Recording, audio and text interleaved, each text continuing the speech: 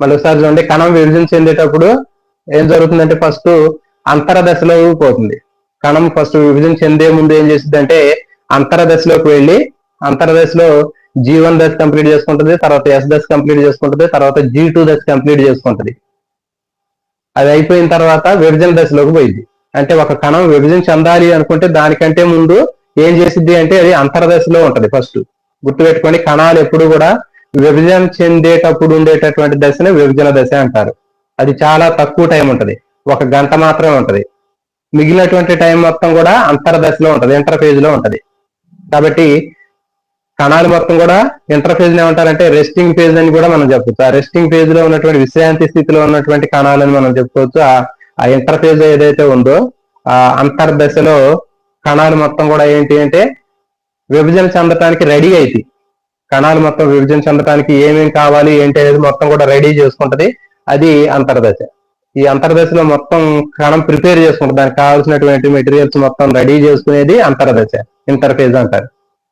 ఇది అయిపోయిన తర్వాత విభజన దశలోకి వచ్చింది, అప్పుడు విభజన చెందింది. విభజన చెందేటప్పుడు కూడా మనకి 2 భాగాలు ఉంటాయని చెప్పాము. కేంద్రకం విభజన చెందితే దాన్ని కేంద్రక విభజన లేదా క్యారియోకైనసిస్ అని చెప్పాము. తర్వాత కణద్రవ్యం విభజన చెందితే దాన్ని సైటోకైనసిస్ అని చెప్పాము. మరి కేంద్రకం విభజన చెందటంలో మనకి ఎన్ని భాగాలు ఉంటాయని చెప్పాము? ప్రథమ దశ ఉంటుందని చెప్పాం, మధ్య దశ ఉంటుందని చెప్పాం, తర్వాత చలన దశ, అంత్య దశ అనేది ఉంటుందని చెప్పాం. ప్రోఫేజ్, మెటాఫేజ్, ఎనాఫేజ్, టాలోఫేజ్ ఉంటాయని చెప్పాం.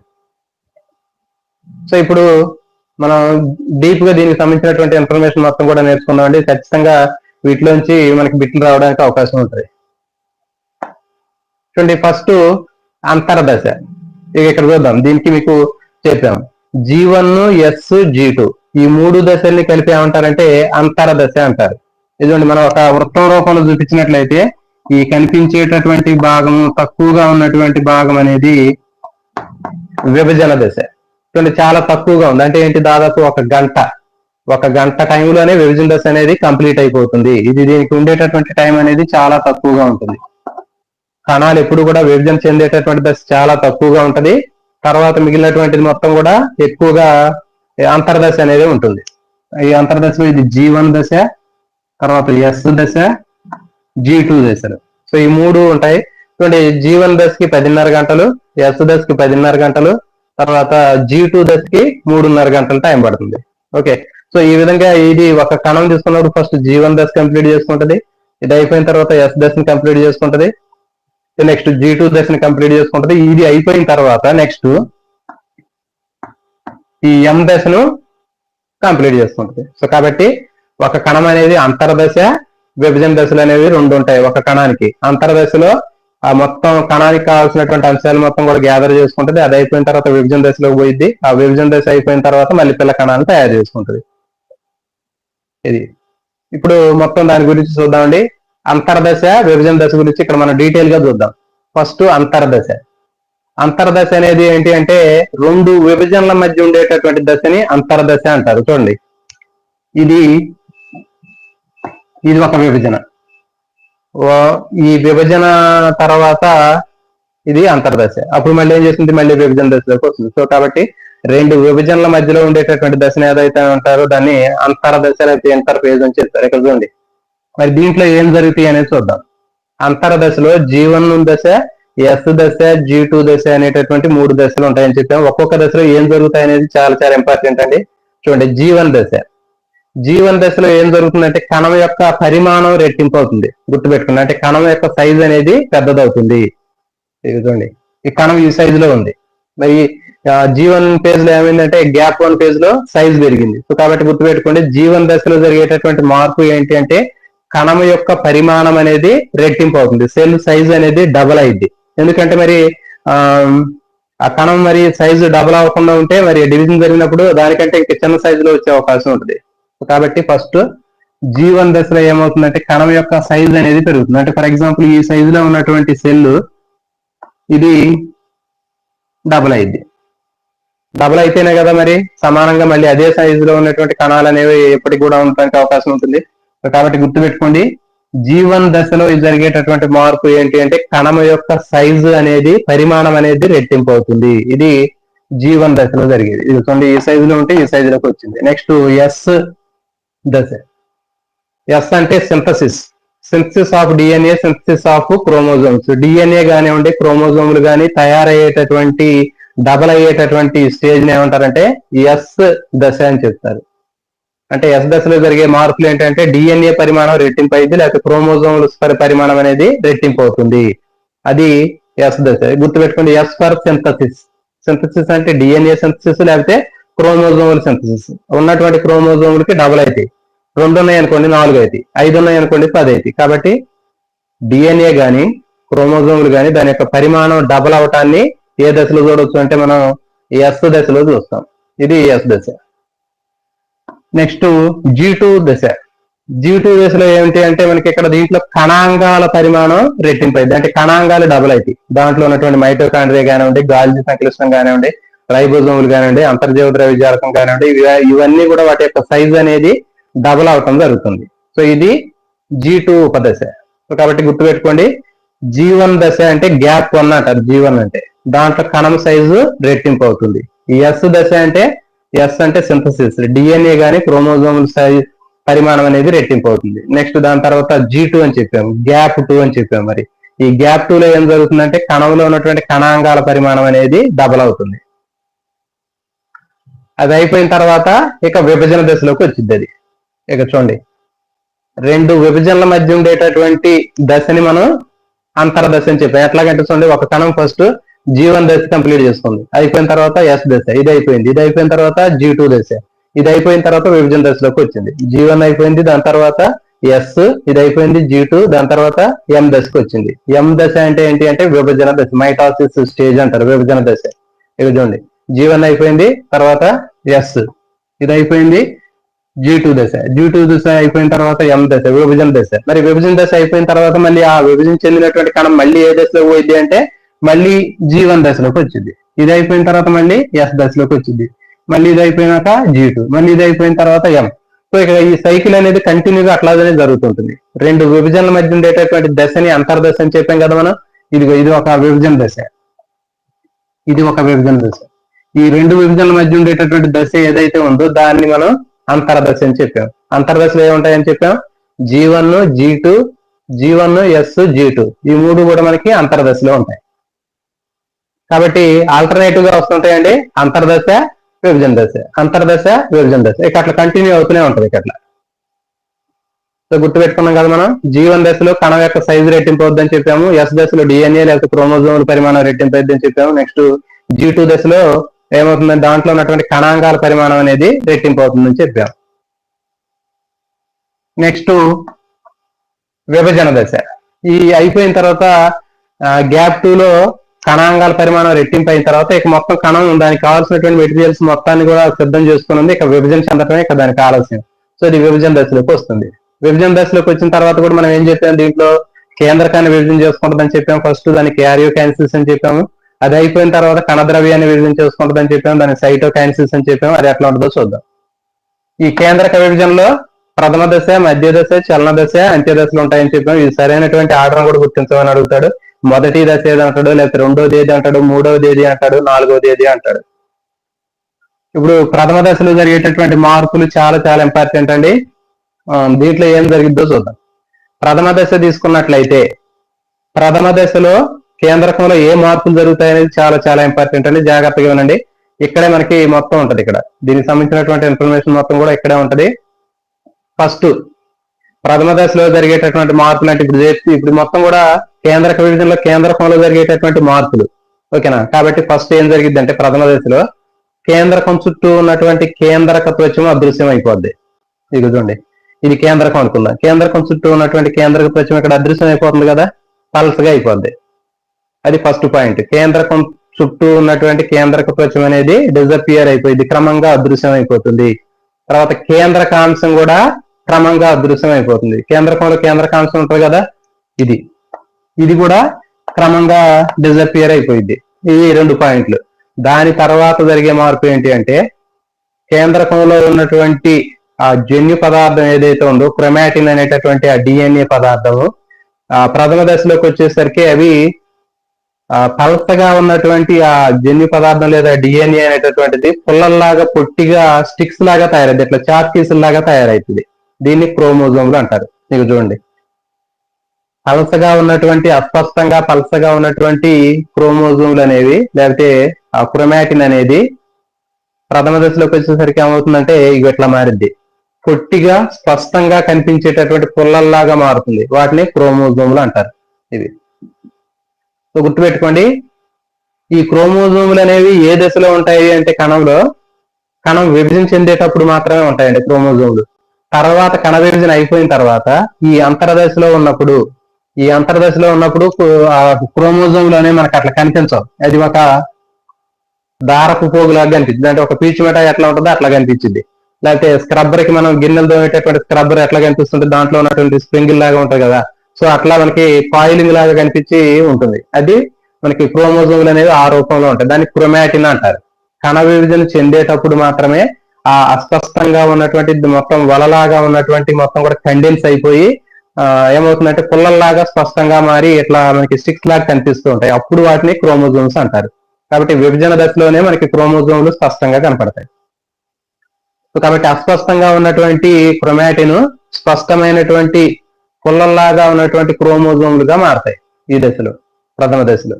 తర్వాత ప్రతి ఒక్క క్రోమోజోమ్ కూడా నిలువుగా చీలిద్దండి. ప్రతి ఒక్క క్రోమోజోమ్ కూడా నిలువుగా చీలుతుంది. ఇప్పుడు చూడండి, మనకి ఇది ఒక క్రోమోజోమ్ అని చెప్పాం.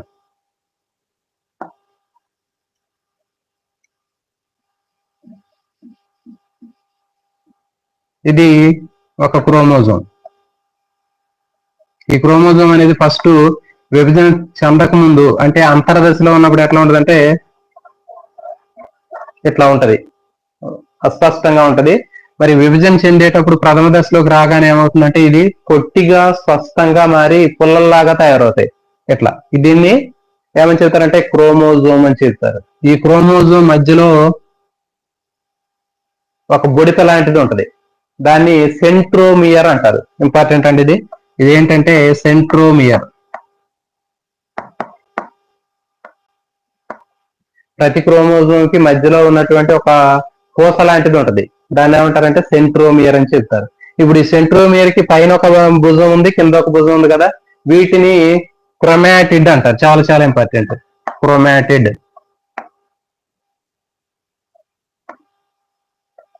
సో ఇది గుర్తుపెట్టుకుంటే మీకు ఈజీగా ఉంటుందండి. విభజన చెందక ముందు అంతర్దశలో ఉన్నప్పుడు ఈ జన్యు పదార్థం లేకపోతే క్రోమాటిన్ అనేది ఇట్లా అస్పష్టంగా ఉంటది. ప్రథమ దశలోకి రాగానే ఇది పుల్లల్లాగా మారుతుందని చెప్పాము. ఇవి క్రోమోజోమ్లు అంటారు. ప్రతి ఒక్క క్రోమోజోమ్ కి మధ్యలో ఒక పూస లాంటిది ఉంటది, దాన్ని సెంట్రోమియర్ అంటారు. ఆ సెంట్రోమియర్ కి పైన ఒక భుజం ఉంది, కింద ఒక భుజం ఉంది. ఈ రెండు భుజాలను ఏమంటారంటే క్రోమాటిడ్ అని చెప్తారు. ఓకే, ఈ రెండు క్రోమాటిడ్స్ ఇట్లా తయారైంది. తర్వాత మళ్ళీ ఇంకా దీంట్లో జరిగేటటువంటి ఇంకొక మార్పు ఏంటంటే ఇది నిలువుగా చీలుతుంది. ఈ క్రోమాటిడ్ ఇట్లా నిలువుగా చీలిద్ది. ఇది నిలువుగా చీలితే దీనికి రెండు భుజాలు వస్తాయి, ఇది నిలువుగా చీలిద్ది ఇట్లా. సో ఇట్లా మనకి రెండు వస్తాయి. దీన్ని మనం ఇట్లా చూస్తే క్లియర్ గా ఇట్లా కనిపించింది.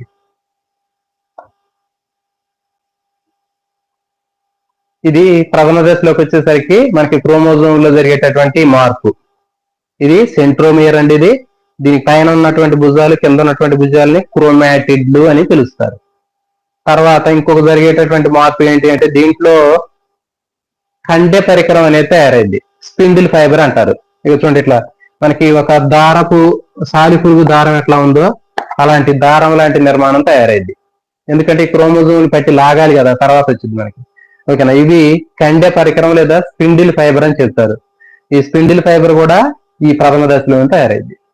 ఓకే, సో ఇది ప్రథమ దశలో జరిగేటటువంటి మార్పులు. ఏమేమి జరుగుతాయనేది మళ్ళీ ఒకసారి చూద్దామండి. కేంద్రక త్వచము అదృశ్యం అయిపోయింది. న్యూక్లియర్ మెంబ్రేన్ కేంద్రక త్వచం అదృశ్యం అయిపోయింది. కేంద్రకాంశం కూడా అదృశ్యం అయిపోయింది. నెక్స్ట్ అస్పష్టంగా కనిపించకుండా ఉన్నటువంటి ఆ క్రోమాటిన్ అనేది పొట్టిగా స్పష్టంగా పుల్లల్లాగా ఉన్నటువంటి క్రోమోజోమ్ లాగా మారుతుంది. తర్వాత ప్రతి ఒక్క క్రోమోజోము మధ్యలో ఒక పూస లాంటి సెంట్రోమియర్ ని కలిగి ఉంటది. ఆ సెంట్రోమియర్ కి పైన ఉన్నటువంటి ఒక భుజం ఉంటది, కింద ఉన్నటువంటి ఒక భుజం ఉంటది. దాన్ని క్రోమాటిడ్ అన్నారు, క్రోమాటిడ్స్ అంటారు. తర్వాత ఆ క్రోమాటిడ్ నిలువుగా విడిపోయి ఒక భుజం పైన ఉన్నటువంటి ఒక భుజం నుంచి రెండు భుజాలు, కింద ఉన్నటువంటి ఒక భుజం నుంచి రెండు భుజాలు తయారైతాయి. సో కాబట్టి మనకి ఇట్లా నిలువుగా చేరటం వల్ల మనకి దీని యొక్క నిర్మాణం ఇట్లా కనిపిస్తుంది. ఇది సెంట్రోమియర్, క్రోమాటిడ్స్, ఇవి రెండు కూడా. ఇది తర్వాత ఇంకోటి ఏంటి అంటే కండె పరికరం అనేది తయారైంది. దారపోగుల్లాగా ఉన్నటువంటి కండె పరికరం అనేది తయారవుతుంది. ఇది ఈ ప్రథమ దశ అయిపోయేసరికి దీంట్లో జరిగేటటువంటి మార్పులు. ఇక్కడ చూడండి మీకు క్లియర్ గా కనిపించేది ఈ లక్షణాలు మొత్తం కూడా ఇక్కడ ఉంటాయి. ఇది స్టార్టింగ్, ఇది ఎండింగ్. ఇక చూడండి స్టార్టింగ్ లో కేంద్రక త్వచ ఉంది, అస్పష్టంగా ఉన్నటువంటి క్రోమోజోములు ఉన్నాయి, కేంద్రకాంశం ఉంది. చివరికి వచ్చేసరికి ఏమైంది చూడండి, కేంద్రక త్వచం ఉన్నటువంటి కేంద్రక త్వచం ఇక్కడ అదృశ్యమైంది, కేంద్రకాంశం ఉన్నటువంటి కేంద్రకాంశం ఇక్కడ అదృశ్యం అయిపోయింది. అస్పష్టంగా ఉన్నటువంటి క్రోమోజోములు స్పష్టంగా ఉన్నటువంటి పొల్లలాగా ఉన్నటువంటి క్రోమోజోములుగా మారి నిలువుగా చీలాయి. నిలువుగా చీలి మధ్యలో ఉన్నటువంటి ఒక పూస లాంటి దాంతో కనెక్ట్ అయ్యని చెప్పాము, దాన్ని సెంట్రోమియర్ అని చెప్పాము. ఈ సెంట్రోమియర్ కి పైన 2 భుజాలు, కింద 2 భుజాలు ఉంటాయని చెప్పాము. దీన్ని క్రోమాటిడ్స్ అని చెప్పాము. తర్వాత కండె పరికరం లేకపోతే స్పిండిల్ ఫైబర్ తయారైతుందని చెప్పాము. ఇది ప్రథమ దశలో జరిగేటటువంటి మార్పులు. నెక్స్ట్ మధ్య దశ. మధ్య దశ తీసుకున్నట్లయితే పేరులోనే ఉంది. మధ్య దశ అంటే ఏంటి అంటే ఇక్కడ తయారైనటువంటి క్రోమాటిడ్లు ఏవైతే ఉన్నాయో, ఈ క్రోమోజోమ్ భాగాలైనటువంటి క్రోమాటిడ్లు ఆ కణంలో మధ్య ఫలకం దగ్గరికి ఒక వరుస క్రమంలో వస్తాయి. అంటే ఫర్ ఎగ్జాంపుల్ స్కూల్లో ప్రేయర్ అయ్యేటప్పుడు చంద్రవందరగా ఉన్నటువంటి పిల్లలందరూ కూడా ఆ ప్రేయర్ లో ఎట్లా వరుసలో నుంచుంటారో అట్లాగే ఈ ప్రథమ దశ అయిపోయిన తర్వాత మధ్య దశలోకి రాగానే ఈ క్రోమాటిడ్లు అన్ని కూడా ఒక లైన్ లోకి వస్తాయి. చూడండి, లైన్ లోకి వచ్చిన తర్వాత ఈ పోస అయినటువంటి సెంట్రోమియర్ దగ్గర బ్రేక్ అయిపోద్ది. ఇక చూడండి ఇక్కడ ఇట్లా ఉన్నటువంటిది కాస్త ఇట్లా ఉన్నటువంటి ఆ క్రోమాటిడ్ కాస్త ఈ పూస దగ్గర బ్రేక్ అయిపోయి, ఈ సెంట్రోమియర్ దగ్గర బ్రేక్ అయిపోయి 2 ముక్కలుగా విడిపోయింది. అంటే ఫర్ ఎగ్జాంపుల్ ఒక చాక్ పీస్ ని మనం ఎరగదీస్తే 2 ముక్కలు ఎట్లా అవుతాయో అట్లా అది 2 ముక్కలు అవుతుంది.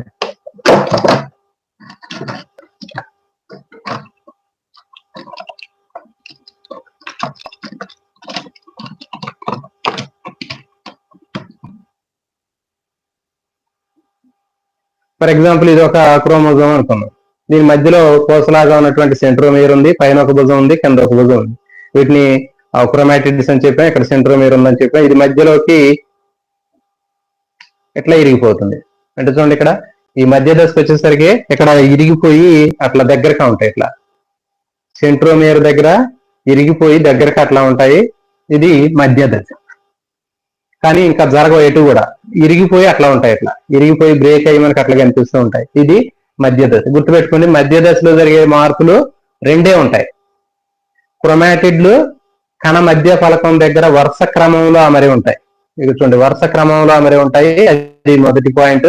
నెక్స్ట్ రెండో పాయింట్ ఏంటి అంటే ఇది ఆ సెంట్రోమియర్ ఏదైతే ఉందో పూసలాగా ఉన్నటువంటి సెంట్రోమియర్ దగ్గర బ్రేక్ అయిపోద్ది, ఇరిగిపోతాయి. ఇరిగిపోయి 2 అట్లా సపరేట్ అయిపోతాయి. ఇది మధ్య దశ. కణ మధ్య ఫలకం అంటారండి ఈ భాగము. కణ మధ్య ఫలకం దగ్గరకే క్రమరహితంగా ఉన్నటువంటి క్రోమాటిడ్లు వరుస క్రమంలో వచ్చి నిలబడతాయి అట్లా. ఓకే, ఇది మధ్య దశ. నెక్స్ట్ చలన దశ. చలన దశలో ఏం జరుగుతుందంటే చూడండి, ఇక్కడ మనకి ఈ దారపోగుల్లాగా ఉన్నటువంటి కండె పరికరం ఉందని చెప్పాం. ఈ కండె పరికరాలు వీటితోటి కలిసి ఉంటాయి. ఆ కండె పరికరాలు దారపోగులు ఏం చేస్తాయంటే లాగుతాయి దాన్ని బయటికి, పైకి కిందకి లాగటం వల్ల 2 ధ్రువాల వైపుకి ఇవి జరుగుతాయి. చూడండి, ఇక్కడ ఈ విరిగిపోయినటువంటి క్రోమాటిడ్ భాగాలు కణ మధ్య ఫలకంలో ఉన్నటువంటి ఈ భాగంలో ఉన్నటువంటి ఈ 2 క్రోమాటిడ్లు దారాలు పైన కింద పట్టి లాగటం వల్ల కండతంతులు ధ్రువాల వైపు చలనం జరుగుతాయి. అదే చలన దశ. ఇక చూడండి, చలన దశ అంటే పేరులోనే ఉంది. విరిగిపోయినటువంటి క్రోమాటిడ్ భాగాలు కండె పరికరం దారాలు లాగటం వల్ల ఏమవుతుందంటే అవి ధ్రువాల వైపుకు పైకి కిందకి వెళ్తున్నాయి. ఇక్కడ నుంచి ఇక్కడికి వచ్చాయి. దాన్నే చలన దశ అంటారు. ఓకే, ఇదే అయిపోయింది. నెక్స్ట్ అంత్యదశ. చూడండి, అంత్యదశ అనేది చాలా ఈజీగా ఉంటుందండి మనకి. మీరు ఇది ఒకటి నేర్చుకుంటే మొత్తం ఈజీగా ఉంటది. ఇది ఆల్రెడీ మనం నేర్చుకున్నాం కదా. మధ్య దశ అంటే ఏంటి, ఆ క్రోమాటిడ్లు అన్ని కూడా ఇర్రెగ్యులర్ గా ఉన్నటువంటి క్రోమాటిడ్లు అన్ని కూడా కణ మధ్య ఫలకం అనేటటువంటి భాగం దగ్గరికి ఒక లైన్ లోకి వచ్చి నుంచుంటాయని చెప్పాం. అదే మధ్య దశ. ఇక చూడండి, మధ్యలోకి వరుస క్రమంలో వచ్చి నుంచున్నాయి. మధ్యలోకి వచ్చిన తర్వాత ఇరిగిపోతాయి అని చెప్పాం మధ్యలోకి సెంట్రోమియర్ దగ్గర. ఇది మధ్య దశ. నెక్స్ట్ చలన దశలో ఏమవుతాయి, ఇరిగిపోయినటువంటివి పైన కింద ఉన్నటువంటి కండె తంతువులు వాటిని పట్టుకొని లాగినప్పుడు ఏమైతే అంటే అవి ధ్రువాల వైపు చలనం జరుపుతాయి. అదే చలన దశ. ధ్రువాల వైపు చలనం జరిపేటటువంటి దశే చలన దశ. లాస్ట్ది అంత్యదశ. అంత్యదశలో ఏంటి అంటే రివర్స్ అండి. ఇక్కడ ఏం జరిగినాయో అది మొత్తం మళ్ళీ రివర్స్ లో జరిగింది. చూడండి, ప్రథమ దశలో ఏం జరుగుతుందో దానికి రివర్స్ లో జరిగేది మొత్తం కూడా అంత్యదశ. ఇప్పుడు ఏం జరుగుతుందో చూద్దాం. ప్రథమ దశలో ఏం జరిగింది? కేంద్రక త్వచం అదృశ్యం అయిందని చెప్పాను. అంత్యదశలో ఏమైంది? మళ్ళీ తిరిగి తయారైంది. ఇది ఫస్ట్ పాయింట్. నెక్స్ట్ కేంద్రకాంశం అదృశ్యం అయిందని చెప్పాను. ఇక్కడ మళ్ళీ ఏమైంది? తిరిగి తయారైంది లాస్ట్ లో. తర్వాత క్రోమోజోములు అస్పష్టంగా ఉన్నటువంటి క్రోమాటిన్ లాగా ఉంటుందని చెప్పాం కదా, అవి వాటి నుంచి ఏమయ్యాయని చెప్పాము. ఇక్కడ పుల్లల్లాగా ఉన్నటువంటి క్రోమోజోమ్ తయారయ్యని చెప్పాము. మళ్ళీ ఏమైతే చివరికి వచ్చేసరికి అంత్యదశలో మళ్ళీ ఆ పీచులాగా ఉన్నటువంటి క్రోమాటిన్ వల్లలాగా తయారైంది. నెక్స్ట్ ఇక్కడ ఏం తయారైంది? కండె పరికరం తయారైంది. ఆ కండె పరికరం అనేది క్షీణించిపోతుంది. సో కాబట్టి ఇది అంత్యదశ. ప్రథమ దశకు వ్యతిరేకమైనటువంటి దశ ఏది అంటే అంత్యదశ. ప్రథమ దశలో ఏ మార్పులు జరిగాయో ఆ మార్పుల్ని రివర్స్ చేస్తే మనకి అదే అంత్యదశలాగా మనం చెప్పొచ్చు. చూడండి, ఇక్కడ కేంద్రక త్వచం ఇక్కడ అదృశ్యం అయిపోయింది, కానీ మళ్ళీ తిరిగి తయారైంది.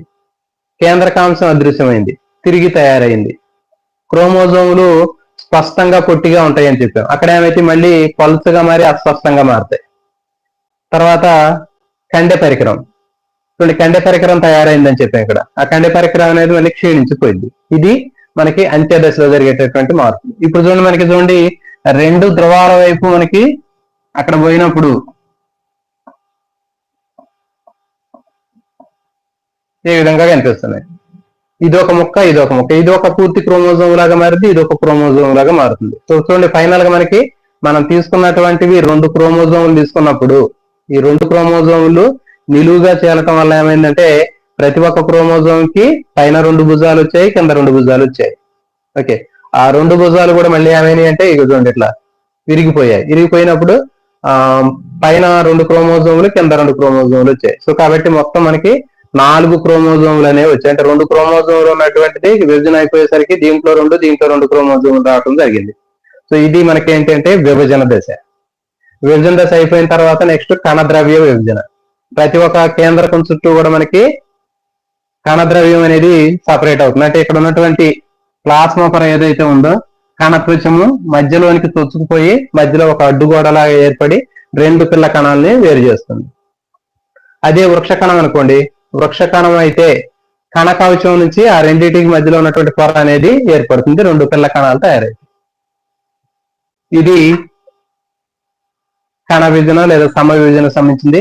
కణ ద్రవ్య విభజన అయిపోయింది. నెక్స్ట్ క్షయకరణ విభజన తీసుకున్నట్లయితే క్షయకరణ విభజనకి సమ విభజనకి ఉండేటటువంటి తేడా ఏంటి అంటే చూడండి, క్షయకరణ విభజనలో మనకి 4 కణాలు ఏర్పడతాయి. అదే సమ విభజనలో అయితే 2 కణాలు ఏర్పడతాయి. చూడండి, ఇక్కడ మనకి సమ విభజనలో 2 కణాలు ఏర్పడ్డాయి. అదే క్షయకరణ విభజనలో అయితే 1, 2, 3, 4 కణాలు ఏర్పడ్డాయి. ఈ 4 కణాలు కూడా ఎట్లా ఏర్పడుతున్నాయి అంటే ఇక చూడండి, క్షయకరణ విభజన 1, క్షయకరణ విభజన 2 ఉంటాయి. గుర్తుపెట్టుకోండి, క్షయకరణ విభజనలో ఉండేటటువంటి దశలు ఎన్ని ఉంటాయి అంటే 2 ఉంటాయి. క్షయకరణ విభజన 1, క్షయకరణ విభజన 2. ఇది చూడండి, ఒక కణము మొదటి విభజన ఫలితంగా 2 కణాలు ఏర్పడ్డాయి. ఓకే, ఇది మియాసిస్ 1. తర్వాత మియాసిస్ 1లో ఏర్పడినటువంటి 2 కణాలు మళ్ళీ మియాసిస్ 2లో పార్టిసిపేట్ చేసినప్పుడు దీని నుంచి 2 కణాలు, దీని నుంచి 2 కణాలు వస్తాయి. సో కాబట్టి గుర్తుపెట్టుకోండి, ఫైనల్ గా క్షయకరణ విభజన జరగడం వల్ల వచ్చేటటువంటి పిల్ల కణాలు ఎన్ని అంటే 4 పిల్ల కణాలు ఉంటాయి. ఈ క్రోమోజోములు ఎన్ని ఉంటాయంటే సగానికి తగ్గించబడిన క్రోమోజోములు ఉంటాయి. సగానికి తగ్గించబడినటువంటి క్రోమోజోములు అనేవి ఉంటాయి. కానీ ఇక్కడ మాత్రం చూడండి, ఈ 2 క్రోమోజోములు ఉంటే మనకి చివరికి అయిపోయేసరికి కూడా ప్రతి ఒక్క కణంలో కూడా 2 క్రోమోజోములే ఉన్నాయి. కానీ క్షయకరణ విభజనలో మాత్రం క్రోమోజోముల సంఖ్య అనేది సగానికి తగ్గించబడుతుంది. ఇప్పుడు మన కణంలో 46 క్రోమోజోములు ఉంటాయి. శుక్ర కణం అండంలో మాత్రం దాంట్లో సగం అయినటువంటి 23 మాత్రమే ఉంటాయి. సో ఇది దీనికి సంబంధించినటువంటి ఇన్ఫర్మేషన్ అండి. నెక్స్ట్ ఈ చాప్టర్ లోనే మనకి ఇంకొంచెం ఎక్స్ట్రా వేరే ఇన్ఫర్మేషన్ ఉంది. అదేంటి అంటే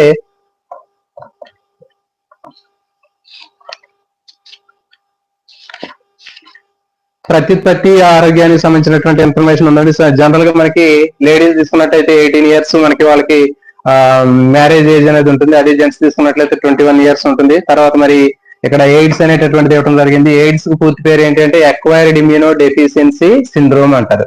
ఎక్వైర్డ్ ఇమ్యూనో డెఫిషియన్సీ సిండ్రోమ్ అంటారు ఎయిడ్స్. ఈ ఎయిడ్స్ అనేటటువంటి వ్యాధి రావడానికి కారణం ఏంటంటే హెచ్ఐవి అనేటటువంటి ఒక వైరస్.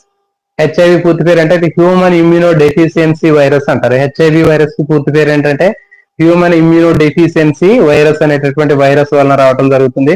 మరి ఈ వ్యాధి అనేది ఏంటి అంటే హెచ్ఐవి వ్యాధి వచ్చినప్పుడు మన శరీరంలో ఉన్నటువంటి వ్యాధి నిరోధక శక్తి, అసంక్రామ్యత, ఇమ్యూనిటీ పవర్ అనేది గ్రాడ్యువల్ గా తగ్గిపోవటం వల్ల చివరికి మనిషి అనేక రకాలైనటువంటి వ్యాధులు సంక్రమించి మరణించడం జరుగుతుంది. అదే ఎయిడ్స్ సంబంధించినటువంటి లక్షణాలు. అంటే ఏంటి?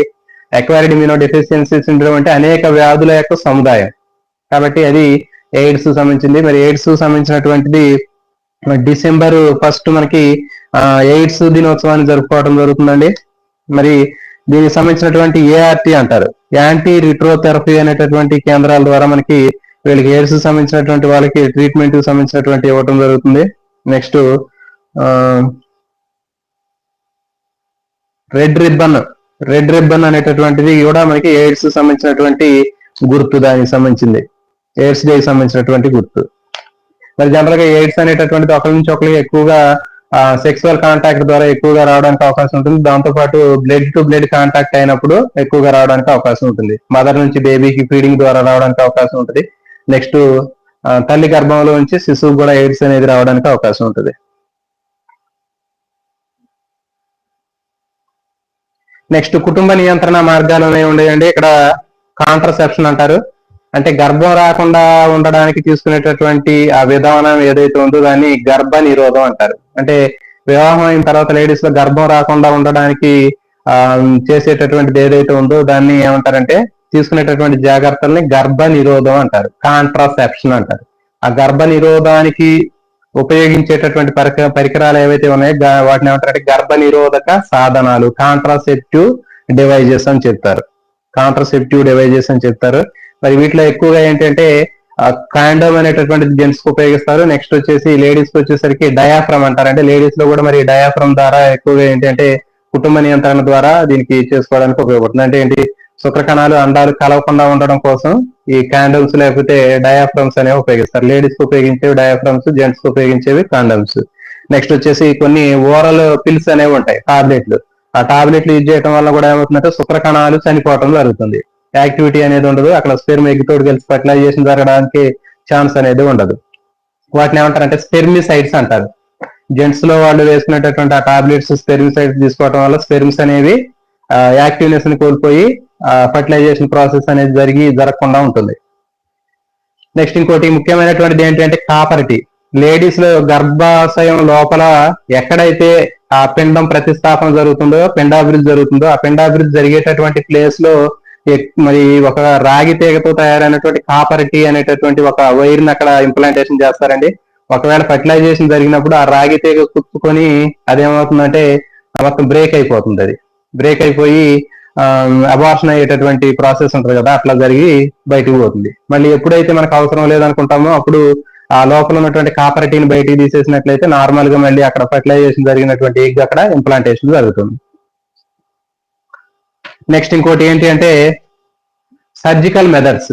పర్మనెంట్ సొల్యూషన్ ఏంటి అంటే పిల్లలు పుట్టకుండా ఉండడానికి చేసేటటువంటి పర్మనెంట్ సొల్యూషన్ ఏంటంటే పర్మనెంట్ ట్రీట్మెంట్ ఏంటి అంటే దాన్ని సర్జికల్ మెథడ్స్ అంటారు. దీంట్లో పురుషులకు చేసేటటువంటి ఆపరేషన్ ని వ్యాసెక్టమీ అంటారు. అదే స్త్రీలకు చేసేటటువంటి ఆపరేషన్ ఏదైతే ఉందో దాన్ని ట్యూబెక్టమీ అంటారు. అంటే వ్యాసెక్టమీలో ఏమిటి అంటే వాసా డెఫరెన్షియా అని చెప్పాం మనం. అంటే ఆ ముష్కం నుంచి వచ్చేటటువంటి శుక్రవాహిక ఏదైతే ఉందో ఆ శుక్రవాహికని కత్తిరించి ముడివేస్తారు. సో ఆ విధంగా కత్తిరించి ముడివేయడం వల్ల ఏమవుతుందంటే శుక్రకణాలు మళ్ళీ ఆ స్త్రీ ప్రత్యుత్పత్తి వ్యవస్థలోకి పోకుండా కంట్రోల్ అవుతాయి. సో దాన్ని ఏమంటారంటే వ్యాసెక్టమీ అంటారు. మరి వ్యాసెక్టమీని ఎట్లా గుర్తుపెట్టుకుంటారు అంటే చూడండి, వాసు అనేటటువంటి పేరు ఉంది. వ్యాసెక్టమీలో ఏం పేరు ఉంది? వాసు అనే పేరు ఉంది. వాసు అంటే ఏంటి? మేలు కదా. సో కాబట్టి మేలుకు చేసేటటువంటి, పురుషులకు చేసేటటువంటి పర్మనెంట్ సర్జికల్ ట్రీట్మెంట్ ఏదైతే ఉందో దాన్ని వ్యాసెక్టమీ అంటారు. అదే స్త్రీలు తీసుకున్నట్లయితే స్త్రీల్లో వాళ్ళకి చేసేటటువంటి ఆ సర్జరీ ఏది అంటే ట్యూబెక్టమీ. కాబట్టి దాంట్లో ఏంటంటే ఫాలోపియన్ ట్యూబ్స్ గుర్తుపెట్టుకోండి. ట్యూబెక్టమీ అంటే ఫాలోపియన్ ట్యూబ్స్ ని కత్తిరించి వాటిని ముడేస్తారు. అక్కడ అండము పైకి రాకుండా ఉంటది, ఫర్టిలైజేషన్ ప్రాసెస్ జరగకుండా అక్కడ ఫాలోపియన్ నాళాన్ని కత్తిరిస్తారు. సో అది ఏంటంటే ట్యూబెక్టమీ గుర్తుపెట్టుకోండి. స్త్రీలకు చేసేటటువంటిది ట్యూబెక్టమీ, పురుషులకు చేసేటటువంటిది వాసుకు చేసేటటువంటిది వ్యాసెక్టమీ. తర్వాత భ్రూణ హత్యలు అనేవి నిషేధించడం జరిగిందంటే అల్ట్రాసౌండ్ స్కానింగ్ ని బ్యాన్ చేయడం జరిగిందని చెప్పాను. ఎందుకంటే మరి 3వ నెల శిశువు ఏదైతే ఉందో ఆ శిశువులో లోపల మనకి అల్ట్రాసౌండ్ స్కాన్ చేయడం ద్వారా పుట్టేటటువంటి శిశువు అబ్బాయి కాకుండా అమ్మాయి అయినట్లయితే ఆ శిశువుని తీసివేయడం జరుగుతుంది. దాన్ని మరి అబార్షన్ చేపిస్తున్నారు. దానికోసం మరి మేల్ ఫీమేల్ రేషియో అనేది భవిష్యత్తులో తగ్గిపోయే అవకాశం ఉంటుంది. కాబట్టి ఎవరైనా అమ్మాయినా అబ్బాయినా అందరూ కూడా సేమే కాబట్టి ఆ ఉద్దేశాన్ని ఉంచుకొని ఈ అల్ట్రాసౌండ్ స్కాన్ ని బ్యాన్ చేయడం జరిగింది. సో ఇదండి దీనికి సంబంధించినటువంటి చాప్టర్. దీంతో ఇది కంప్లీట్ అయిపోయింది. మీకు ఈ ఒక్కటి మీరు నేర్చుకున్నట్లయితే చాలా ఈజీగా ఉంటుంది. దీని గురించి జస్ట్ ఒక 5 minutes లో ఫైనల్ గా దీనికి సంబంధించినటువంటి ఇన్ఫర్మేషన్ మళ్ళీ ఒకసారి చెప్తాను. అంతర్దశ ఉంటుంది, విభజన దశ ఉంటుంది. అంతర్దశలో G1, S, G2 ఉంటుంది. G1 దశలో కణ సైజు డబుల్ అయింది. S దశలో క్రోమోజోములు DNA పరిమాణం రెట్టింపు అయింది. నెక్స్ట్ G2 ఫేజ్ లో కణంలో ఉన్నటువంటి కణాంగాల సైజ్ అనేవి డబుల్ అవుతాయి. ఇది అయిపోయింది. నెక్స్ట్ విభజన దశలో కేంద్రక విభజన చెందితే దాన్ని కేంద్రక విభజన అంటారు. క్యారియోకైనసిస్, తర్వాత కణద్రవ్యం విభజించిన దాన్ని కణద్రవ్య విభజన లేదా సైటోకైనసిస్ అంటారు. కేంద్రక విభజనలో ప్రథమ దశ, మధ్య దశ, చలన దశ, అంత్య దశలు ఉంటాయని చెప్పాము. ప్రథమ అయిపోగానే మా తర్వాత మళ్ళీ మాతోటి స్టార్ట్ అయింది మధ్య దశ, తర్వాత చలన దశ, అంత్య దశ. పిఎం యాంట్ అని చెప్పాం. Prophase, metaphase, anaphase, telophase. PM గారికి చీమ కుట్టిందని గుర్తుపెట్టుకోండి. దీంట్లో ముందు మనం గుర్తుపెట్టుకునేది ఏది అంటే ప్రథమ దశ, మధ్య దశ, చలన దశ, అంత్య దశల్లో చూడండి. అంత్య దశ ప్రథమ దశ ఆపోజిట్. ప్రథమ దశ వస్తే మనకి అంత్య దశ వచ్చినట్టే. దీంట్లో ఏం జరుగుతాయో దీనికి రివర్స్ జరుగుతాయి. తర్వాత ఇవి రెండు చాలా ఈజీ. మధ్య దశ అంటే ఏంటి, మధ్యలో ఒక ఆర్డర్ ప్రకారం వచ్చి నుంచొని బ్రేక్ అయిపోతాయి. ఇది మధ్య దశ. చలన దశ అంటే ఏంటి అంటే ధ్రువాల వైపు చలనం జరుగుతుంది. అది దీనికి సంబంధించినటువంటి దశ. చూడండి, గుర్తుపెట్టుకోండి, క్రోమోజోమ్ అనే పదాన్ని మనం ఇక్కడ వాడకూడదు. ఎందుకంటే ఆ క్రోమోజోమ్ మధ్యలో పూసలాగా ఉన్నటువంటి సెంట్రోమేర్ ఉన్నప్పుడు దాన్ని క్రోమాటిడ్స్ అంటారు. అర్థమవుతుంది కదా. సో కాబట్టి ఇట్లా ఉన్నట్లయితే అది దీని క్రోమోజోమ్ అనకుండా ఇది సెంట్రోమియర్, క్రోమాటిడ్స్ అని చెప్తాం. ఇక్కడ మనం ఉపయోగించేవన్నీ కూడా క్రోమాటిడ్ అనే పదాన్ని ఉపయోగిస్తాం. ఇక్కడ బ్రేక్ అయ్యేటటువంటివి. ఇక్కడ ప్రథమ దశలో జరిగే మార్పుల్లో కేంద్ర విపక్షం అదృశ్యం అయిద్దని చెప్పాము. తర్వాత కేంద్ర కాంశం అదృశ్యం అయిపోతుందని చెప్పాము. తర్వాత అస్పష్టంగా ఉన్నటువంటి కనిపించినటువంటి క్రోమాటిన్ అనేది పుల్లల్లాగా స్పష్టంగా ఉన్నటువంటి క్రోమోజోమ్ లాగా మారతాయి అని చెప్పాము. ప్రతి క్రోమోజోమ్ నిలువుగా చీరిద్దని చెప్పాము. వాటిని క్రోమాటిడ్లు అని చెప్పాము. అవి మధ్యలో ఉన్నటువంటి కోసలాగా ఉన్నటువంటి సెంట్రోమియర్ అనేటువంటి కోసతో కలుస్తుందని చెప్పాము. దాని తర్వాత ఆ కింద కండ పరికరం స్పిండిల్ ఫైబర్ తయారవుతుందని చెప్పాము. ఇది ప్రథమ దశ. అంత్య దశలో రివర్స్ అని చెప్పాము. తయారైనటువంటి కేంద్ర విపక్షం అదృశ్యమైపోతుందని చెప్పాము. తర్వాత అదృశ్యం అయిపోయింది, మళ్ళీ తిరిగి తయారైద్దని చెప్పాము. తర్వాత అదృశ్యం అయిపోయినటువంటి కేంద్ర కాంశం మళ్ళీ తిరిగి తయారవుతుందని చెప్పాము. స్పష్టంగా పొలంలాగా ఉన్నటువంటి క్రోమోజోమ్స్ అనేవి మళ్ళీ అస్పష్టంగా మారతాయని చెప్పాము. కండ పరికరం అనేది మళ్ళీ క్షీణించిపోతుందని చెప్పాము. సో ఇది అంత్య దశలో ఉన్నటువంటి మార్పులు. సో ఈ విధంగా మనకి ఈ చాప్టర్ సంబంధించినటువంటి మీకు దీన్ని మీరు అర్థం చేసుకున్నట్లయితే కంప్లీట్ గా వీటికి సంబంధించినటువంటి ఎలాంటి బిట్ అయినా కానీ ఆన్సర్ చేయొచ్చు. ఇక్కడ చెప్పినటువంటి శాస్త్రవేత్తల నుంచి బిట్లు రావచ్చు. నెక్స్ట్ ఈ దశల నుంచి అంతర్దశ నుంచి అడగవచ్చు, లేకపోతే వీటి నుంచి కూడా అడగవచ్చు. ఓకే అండి, మరి ఎవరైనా కొత్తగా ఛానల్ చూసేటటువంటి ఆస్పిరెంట్స్ ఉంటే ఛానల్ ని లైక్ చేయండి. అదేవిధంగా వీడియోని లైక్ చేసి ఛానల్ ని సబ్స్క్రైబ్ చేయండి. మనకి దాదాపు ఇది ఎక్కువగా లెంతీగా అయిపోయింది. అందరికి కూడా ఆల్ ది బెస్ట్ అండి. జై హింద్.